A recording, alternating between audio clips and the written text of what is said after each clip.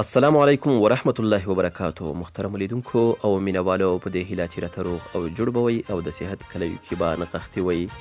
ذبیح الله ایمان یم چې له یوې نوې ویډیو سره ستاسو په چوپړ کې حاضر شوی یم.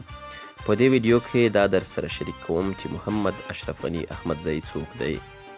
مخینه اشرف غني احمدزی د شاهجان احمدزي زوی دی چې د 1928 لمریز کال د غویي په میاشت کې د افغانستان په پلازمینه کابل ښار کې سترګې نړۍ ته رڼې کړي.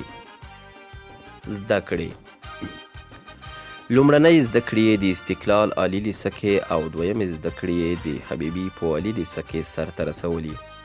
بیا یې د یو کلن پروګرام د امریکا په AFS ښوونځي په دوران کې د متحده ایالاتو کې بشپړې کړي. تر دې وروسته یې د 12 ټولګي بریلیک د حبیبي عالي لیسې نه ترلاسه کړی.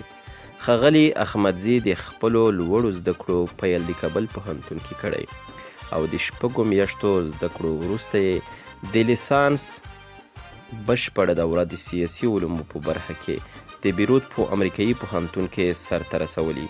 د لیسانس د کچې وروسته یې خپله لومړنۍ ماسټري هم د سیاسي علومو په څانګه کې د بیروت په امریکایي پوهنتون کې بشپړه کړي.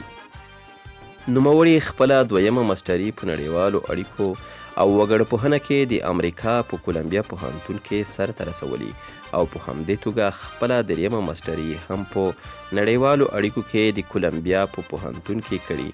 تر دې وروسته یې خپله دوکتورا د وګړپوهنې په څانګه کې د امریکا د کولمبیا پوهنتون نه لاسته راوړي.